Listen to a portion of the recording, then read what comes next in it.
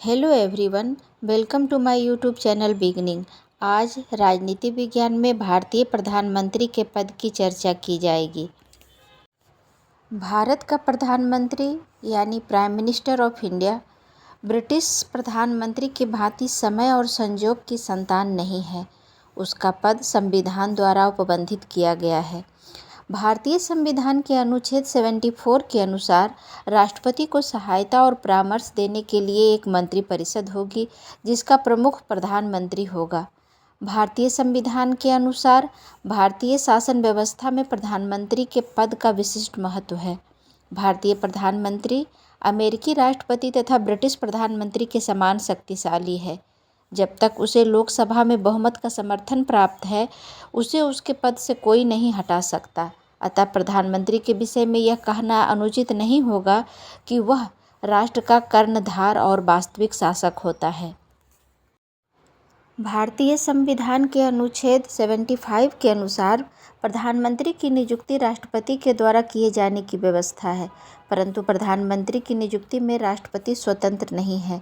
संविधान में किए गए प्रावधान के अनुसार लोकसभा में जिस दल को बहुमत प्राप्त होता है, उस दल के नेता को प्रधानमंत्री पद हेतु राष्ट्रपति को आमंत्रित करना पड़ता है।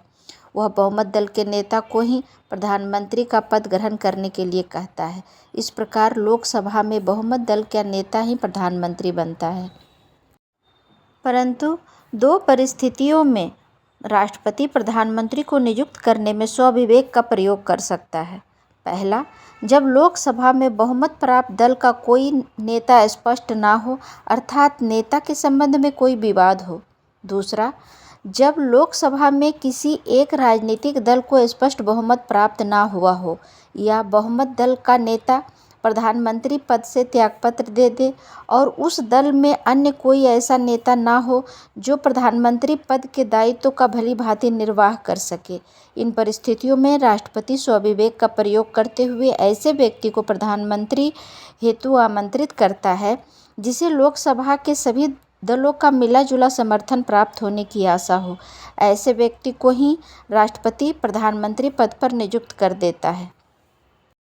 इसके अतिरिक्त राष्ट्रपति द्वारा राज्यसभा या बाहर से किसी व्यक्ति की नियुक्ति प्रधानमंत्री पद पर की जा सकती है, परंतु बाहरी व्यक्ति को पद ग्रहण करने की तिथि से 6 माह के भीतर संसद के किसी सदन का सदस्य निर्वाचित हो जाना अनिवार्य होता है, अन्यथा उसे अपने पद से हटना पड़ता है।